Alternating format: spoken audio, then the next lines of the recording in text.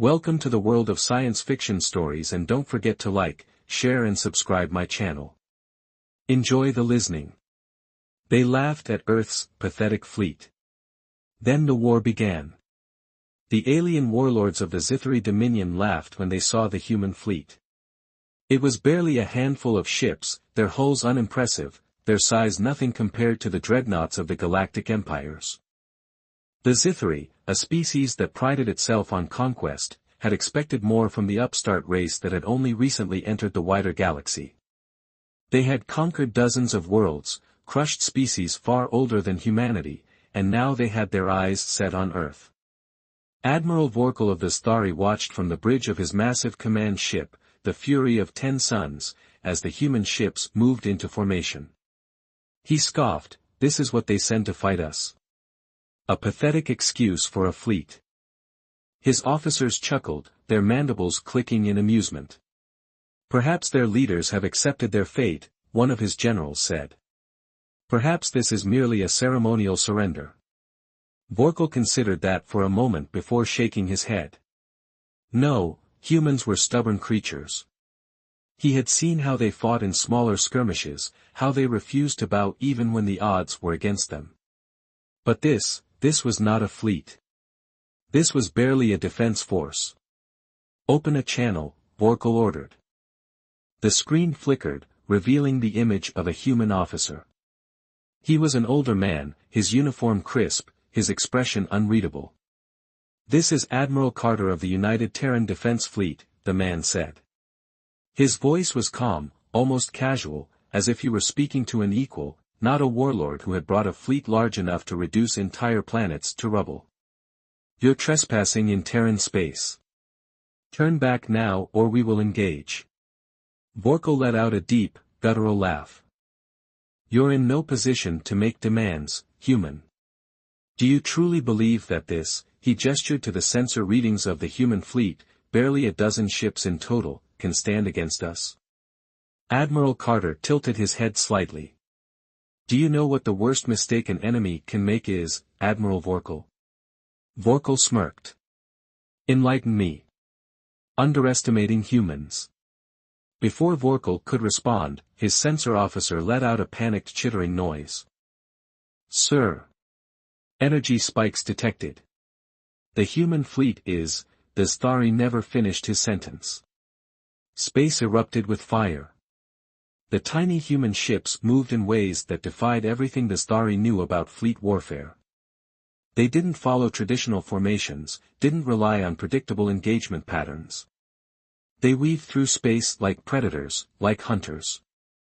The first Zithari battleship exploded before they even had time to return fire. Then another. And another. Vorkal's amusement vanished. "How? What weaponry are they using?" His officers scrambled for answers, but none came. Human ships should have been weak, outgunned and outnumbered, and yet they moved with terrifying precision, each one acting as if it were part of a single mind, a perfect unit of destruction. Vorkal's screen flickered again. Admiral Carter was still there, calm as ever. "Like I said," he repeated, "you should have turned back." And then the human fleet unleashed hell. Vorkal's warship trembled as another Zithari cruiser exploded, torn apart by a weapon they didn't even see. "Fire!" his officers screamed over one another, trying to make sense of the slaughter unfolding before them.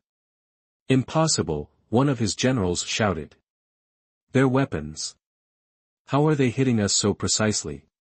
How are they piercing our shields?" The Zithari fleet had been invincible in every battle before this. They had crushed the Grolith home world in a single day. They had annihilated the advanced fleets of the Varos Dominion. No species had ever stood against them and survived. Yet here they were, being torn apart by a fleet that was supposedly too small to be a threat. "Reverse course," Vorkal roared. "We need distance."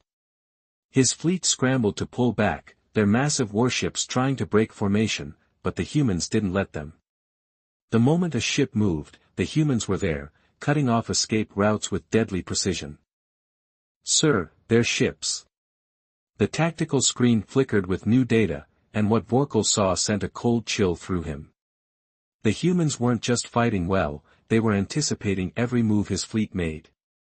He watched in horror as a human destroyer, a ship 1/5 the size of a Zithri battleship, cut through one of his warships like it was made of paper. Its weapons didn't fire in traditional bursts but in continuous streams of energy, pinpointing weaknesses in the Zithri armor with an eerie accuracy. It was like the humans knew exactly where to strike. "Are they reading our frequencies?" a technician stammered. "No," Vorkal whispered, eyes narrowing. "This isn't just advanced targeting. This is something else." His mind raced, searching for an explanation. The humans had barely been in the galactic community for a century. They shouldn't have technology that could counter Thari warships.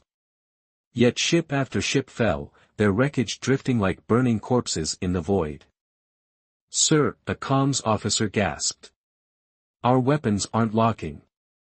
Their ships are scrambling our targeting systems." "How?" "Unknown." It was a nightmare. Zari weapons were the most sophisticated in the galaxy, designed to auto-adjust to enemy shielding and countermeasures. Yet against the humans, they were useless. Their targeting failed, their missiles veered off course, their energy beams missed. And Thari weapons never missed. Vorkal clenched his claws into the armrest of his command chair. "You," he growled, opening a direct channel back to Admiral Carter. The human admiral looked calm, as if he were merely overseeing a training exercise. "Having trouble, Admiral Vorkal?" Vorkal bared his teeth. "This is impossible. What have you done? What trick is this?" Carter leaned back slightly. "No trick. Just preparation. You see, Admiral, the thing about humans is we don't fight fair." The transmission cut out. A second later, the human fleet vanished. Vorkal's eyes widened. "They're gone." "No," one of his officers gasped, frantically scanning the battlefield. "They've gone stealth." "That's not possible," Vorkal hissed. "No stealth system can function in an active battle." The Thari flagship shook violently. A deep, rumbling explosion ripped through the lower decks. Emergency alarms screamed. Then came another impact. And another. The humans weren't gone. They were everywhere. Vorkal clutched his command chair as the fury of 10 suns trembled beneath another unseen attack. The bridge lights flickered, and the stench of burning metal filled the air. "Report," he roared. One of his officers, mandibles clicking in panic, shrieked, We can't track them. They're striking from blind spots." Blind spots? There were no blind spots on a Zithri warship. Their sensor arrays covered every conceivable angle. Their shields adjusted to incoming threats in real time. Their targeting systems were the best in the Dominion. And yet, against the humans, it was like they were fighting ghosts. "Override. Fire on my command." Vorkal bellowed. "I don't care if you have to shoot blind. Return fire." The Thari warships unleashed hell into the void, lighting up the blackness of space with plasma volleys, rail gun slugs, and missiles. Their targeting systems were useless, but raw firepower had won them wars before. But not this time. The human ships reappeared only for brief moments, just long enough to fire another brutal barrage before disappearing into the darkness again. They weren't just using stealth, they were manipulating the battlefield, controlling the rhythm of engagement in a way Vorkal had never seen before. "They're using tactical micro-jumps," an officer rasped. "Short-range FTL jumps within combat range." Vorkal's blood ran cold. No species used FTL jumps in active combat. It was suicide, too many variables, too much risk. A miscalculated jump could send a ship straight into a planet, a star, or worse, another ship.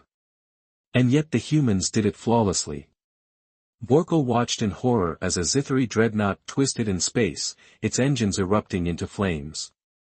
A human frigate had jumped directly behind it, unloading a full payload of kinetic rounds into its exposed propulsion systems before disappearing again. Another Thari battleship tried to pull back, only for a human cruiser to jump inside its formation, slicing through its flank like a blade through flesh. "They're dismantling us," whispered one of Vorkel's generals, like hunters taking apart their prey. The bridge shuddered again. Vorkel felt his grip tremble, not just from the impact, but from something he had never experienced before. Fear. Thari did not fear. They were conquerors. They had subjugated countless worlds, crushed resistance with overwhelming force. Their empire was built on war, on the belief that no species was their equal. But these humans, they weren't fighting for survival. They weren't fighting for territory or glory. They were hunting. And the Thari were the prey. A piercing alarm snapped Vorkel out of his trance. The hollow display flickered, showing a new horror unfolding in real time. The humans had reached the fury of 10 suns. 2 of their warships, small, insignificant compared to his dreadnought, had jumped within spitting distance of his flagship. They moved with terrifying precision, their weapons pinpointing structural weak points with eerie accuracy. Then a message flashed across the bridge, incoming transmission from Admiral Carter. Vorkel hesitated. Every instinct screamed at him to refuse, to cut the transmission and fight to the last breath. But some part of him knew the battle was over. "Put him through," he growled. The screen flickered, and there was Admiral Carter, still as calm as ever. Behind him, Vorkel could see the bridge of a human ship. No damage. No smoke. No chaos. The humans weren't just winning. They were untouched. Carter smiled. "So, Admiral, how's that invasion plan working out for you?" Vorkel bared his fangs. "What are you?" he snarled. "What kind of species fights like this?" Carter's expression didn't change. "We're human." Then the transmission cut, and the fury of 10 suns detonated. Vorkel's world dissolved into fire and silence. One moment he was on his command deck, gripping his chair, staring into the calm, merciless eyes of Admiral Carter. The next, he was weightless, spinning in a void of debris, his body tossed like a broken doll as his flagship was torn apart from the inside out. Flames flickered in the shattered remains of the fury of 10 suns, its once mighty hull now a twisted graveyard of burning wreckage. Pieces of his crew, his officers, his war machine, all scattered, all meaningless. The Thari had ruled the battlefield for centuries, their dominance unquestioned. But against humanity, their fleet had lasted less than an hour. Vorkel gasped, his body screaming in pain as his emergency survival suit fought to keep him alive. The auto-seal had deployed in time, preserving his fragile atmosphere, but there was no ship left to save him. He was adrift in the wreckage, surrounded by the corpses of his empire's pride. And then he saw them. The human ships moved through the battlefield like apex predators surveying their kill. Their formations were perfect, every ship positioned with eerie precision, their movements efficient and methodical. There was no gloating, no reckless celebration, just cold, calculating efficiency. Vorkel's vision blurred, his consciousness flickering as his oxygen reserves dwindled. His body ached, his mind reeled. This wasn't just a loss. This was an execution.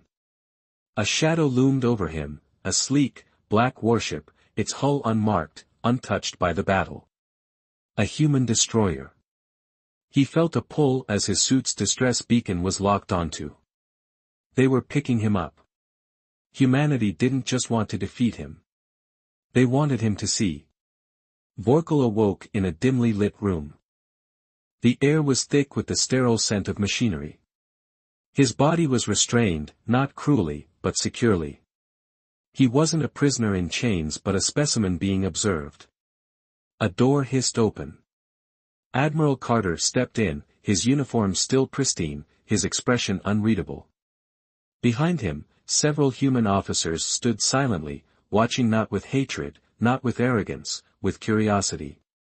Vorkal bared his fangs. End it, he rasped. Kill me and be done with it. Carter tilted his head. Kill you? He almost sounded amused. You think that's why we saved you? Vorkal snarled. You slaughtered my fleet. You wiped us from the stars. Why keep me alive? To parade me as a trophy? Carter took a step forward, his gaze sharp. No, Admiral Vorkal. We kept you alive because we want you to remember. Vorkal froze. We want you to return to your dominion, Carter continued. We want you to look your High Council in the eye and tell them what happened here. Tell them what you saw. Tell them that humanity is not to be underestimated. Vor's breathing grew shallow. You think this will frighten us into peace? Carter's eyes darkened. No, Admiral. I think this will make them desperate. He leaned in, voice calm, steady, and filled with an unshakable certainty. And that's when we'll break them. The Zithri Dominion would never be the same. The warlords who had once laughed at the small fleet now whispered in hushed tones of the horror Vorkal had brought back with him. Not of humanity's weapons, not of their ships, but of their mindset. Of a species that didn't fight for survival but for dominance. A species that didn't conquer but eradicated threats. The Zthari had mocked the human fleet. But now, as their empire trembled, as their warlords hesitated, as the fear of the unknown crept into their once proud hearts, they understood. Humanity wasn't just another race in the galaxy. They were the apex predators of war. The High Council of the Zithri Dominion was silent as Vorkal finished his report. The great warlords, the supreme strategists, the rulers of 1,000 conquered worlds, all sat frozen in their seats, their mandibles twitching, their bodies stiff with barely concealed fear. The chamber, carved from black obsidian, had never known silence before. It was a place of power, of unchallenged rule. Here, conquests were planned. Here, species were condemned to extinction with the stroke of a pen. Here, the fate of entire civilizations was decided without hesitation. But today, hesitation ruled. Vorkal stood before them, his body gaunt from his time in human captivity, his scars, both physical and unseen, marked him as a warrior who had faced something beyond the understanding of his kind. They did not fight like us, he said again, his voice a low rasp. They did not fight like the Varkos, who relied on overwhelming numbers. They did not fight like the Grolithe, who waged war through attrition. They did not fight like any species we have ever encountered. He looked each council member in the eye. They hunted us. They studied us. And when they struck, it was with the precision of a species that kills to exterminate. High Chancellor Thun, the oldest and most revered of their kind, leaned forward. His eyes, black and pitiless, regarded Vorkal with measured coldness. And yet, you survived. Vorkal's mandibles clicked in frustration. Because they let me. Because they wanted me to come back here and tell you. Zethan exhaled slowly. And what, Admiral Vorkal, do you believe their true intentions are? Vorkal clenched his fists. They did not just want to win this battle. They wanted to send a message. And now I am here, delivering it. Zethan sat back, his clawed fingers steepled. And what is this message? Vorkal stared at him, unblinking. That humanity does not fight wars. They end them. The chamber erupted into chaos. Some warlords hissed in outrage, pounding their fists against the long stone table. Others whispered in hushed tones, their voices betraying unease. A few sat in stunned silence, their gazes distant, already seeing the future written in fire. One counselor, younger and more arrogant than the rest, stood abruptly. We should strike now. The humans are few in number, their technology, while formidable, is not without weakness. If we mobilize the full strength of the Dominion, we can crush them before they become a greater threat. Vorkal turned his weary eyes to the fool. You still do not understand. The young counselor sneered. Enlighten me, defeated one. Vorkal did not rise to the insult. Instead, he leaned forward, his voice like a blade. We were not fighting humanity's full strength. That was only a handful of their ships. A scouting force. A test. He exhaled sharply.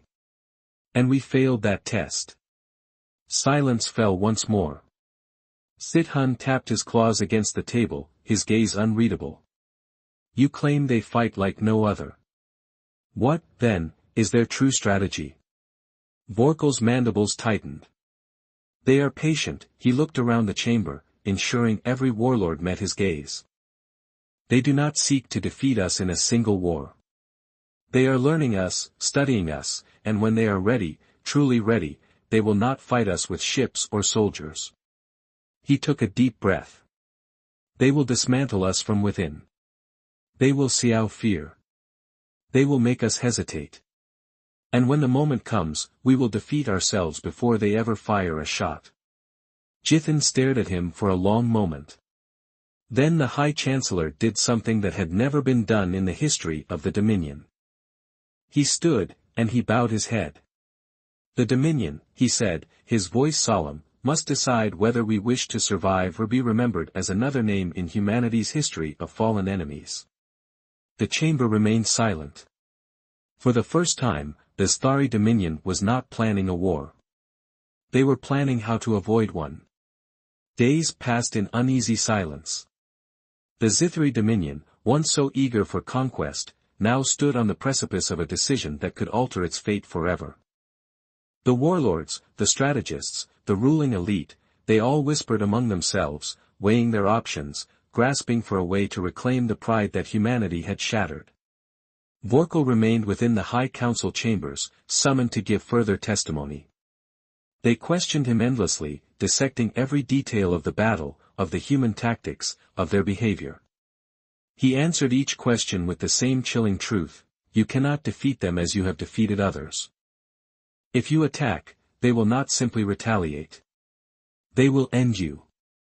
And yet, some among the council still refused to believe. We have more ships, one general argued. More soldiers, more firepower. If we mobilize everything. Vorkal slammed his fist against the table. You still do not understand. His voice echoed through the chamber. You could send 1,000 fleets, and it would not matter. The humans will not fight you on your terms. They will fight you on theirs. And by the time you realize the war has begun, it will already be over. The warlords murmured uneasily. Then a deep voice cut through the tension. Tell me, Admiral, High Chancellor Zithin said, his black eyes cold as the void, if what you say is true, if humanity is as relentless as you claim, what is the solution? Silence fell once more. Vorkal took a slow breath. He had spent restless nights thinking about this, turning it over in his mind, knowing that the wrong answer could doom his people. At last, he spoke. The only way to survive, he said slowly, is to convince humanity that we are not their enemy. Scoffing erupted from some of the warlords. A dominion does not beg for peace, one spat. Vorkal's gaze sharpened.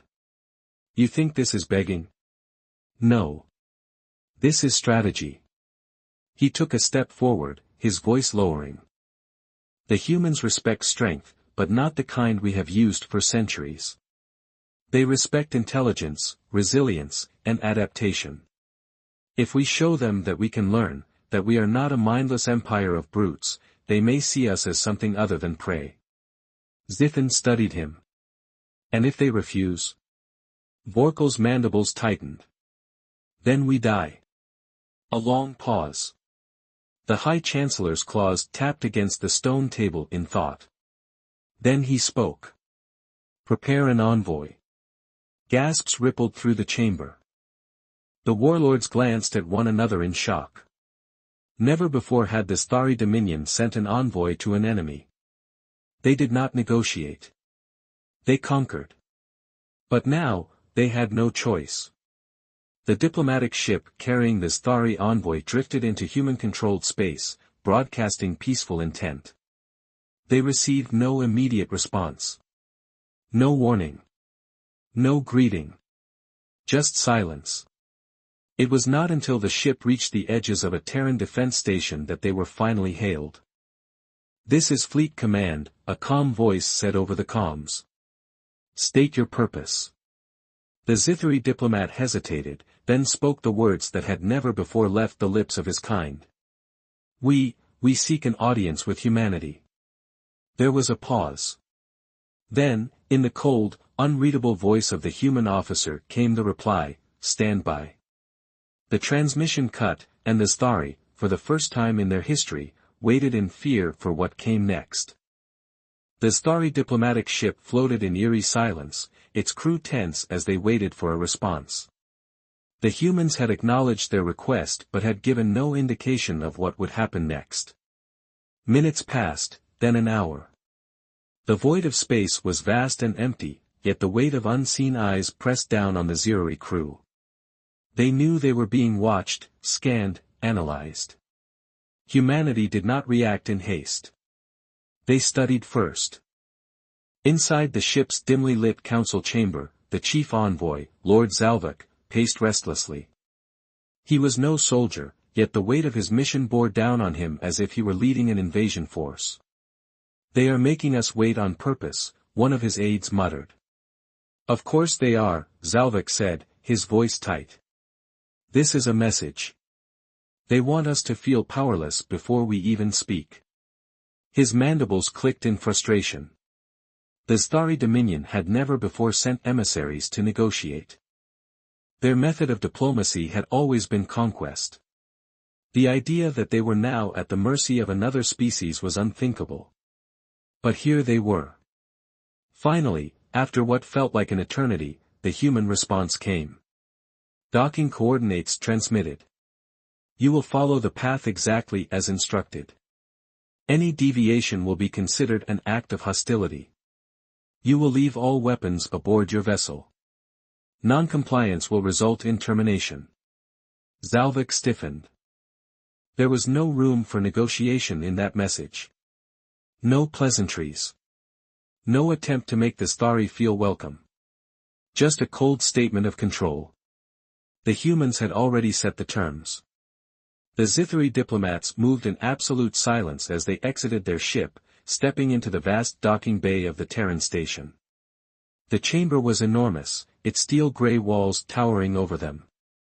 Bright white lights illuminated the space with an unnatural sterility, making it feel more like a laboratory than a diplomatic hall. A squad of human soldiers stood waiting, weapons holstered but present. They wore dark uniforms with armored plating, their expressions unreadable behind their visors. These were not mindless guards. They were warriors, watching every move with silent calculation.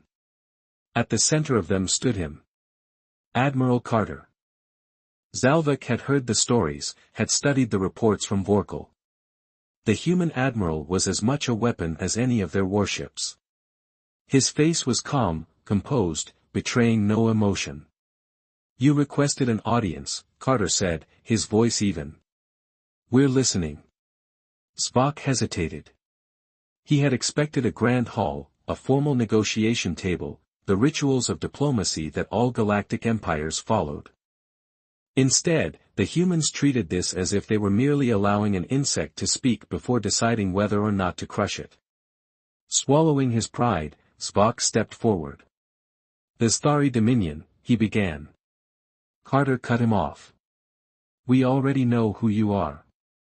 Get to the point."